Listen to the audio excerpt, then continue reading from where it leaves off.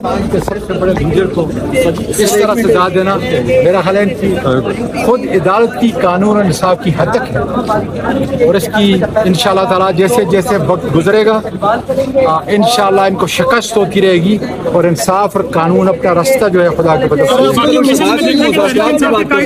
رہنما فیصلہ سننے آتے رہے ہیں، آج کوئی خاص رہنما آپ کے علاوہ نظر نہیں آیا، ان کو پہلے اندازہ ہو گیا تھا؟ مختلف کورٹس کے اندر ہیں، مختلف جگہ پہ ہیں اور سپریم کورٹ بھی ہے، میں بھی ادھر ہی سے سپریم کورٹ سے ہو کے آ رہا ہوں، لیکن بڑا دکھ ہو رہا ہے، بہت ہی دکھ ہو رہا ہے۔ حالانکہ لوگوں کو مورال اتنا زیادہ تھا پاکستان میں، پاکستان اور پاکستان میں چاہنے والے عمران خان کے، وہ آج پرجوش تھے، اور دیکھ لیں پوری عدالتیں عدالت کے باہر جو ہے اتنی پابندی کے باوجود بھی جو ہے بری پڑی ہے، اور لوگوں کے دل کی دھڑکن جو ہے عمران یہ غلام کا زنجیریں توڑتے لیکن ایمان سے کیا پتھر سے نہیں توڑے گا۔ یہ عوام اگر پرامن اپنا جان کو تکلیف میں تب بیٹھ جاتا ہے، سارا پاکستان آ جاتا بیٹھ جاتا ہے، پھر یہ عمران خان کو چھوڑائے گا۔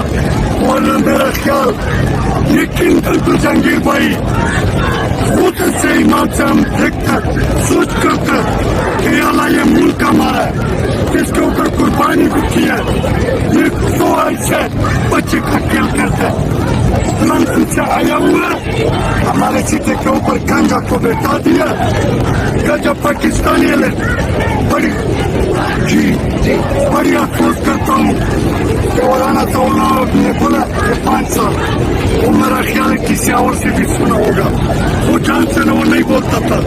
ابھی لوگ جذبہ خواتین جوان سارا پاکستان کا نوجوان کیا وہ بڑے کمانے کا، وہ اگر بولے گا ہم بیٹھے گا اور ہم بیٹھے گا۔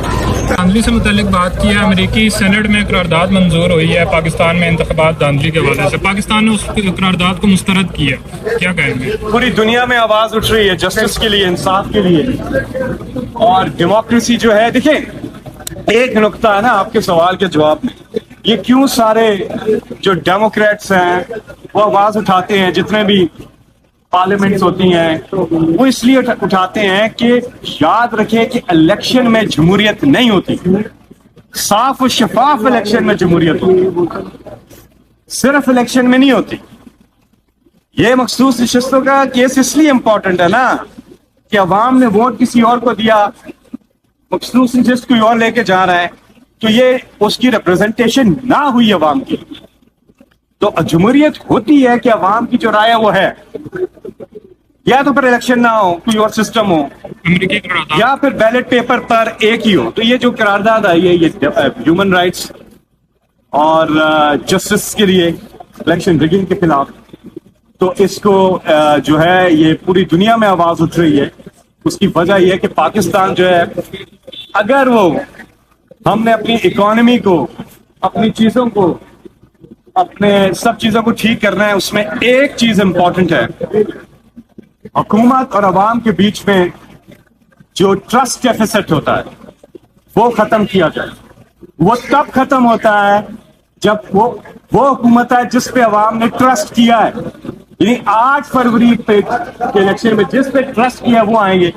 ٹرسٹ ڈیفیسٹ ختم ہوگا تو آپ کا trade deficit, fiscal deficit, current account deficit اور غریب کا تب بھلا ہوگا۔ تو یہ جو عوام ہسٹری آف پاکستان میں سمجھتا ہوں یہ الیکشن ہوا ہے، آپ سارے الیکشن سٹڈی کریں اگر تو آپ کو یہ جو الیکشن ہے اس میں ایک تاریخ رقم ہوئی ہے۔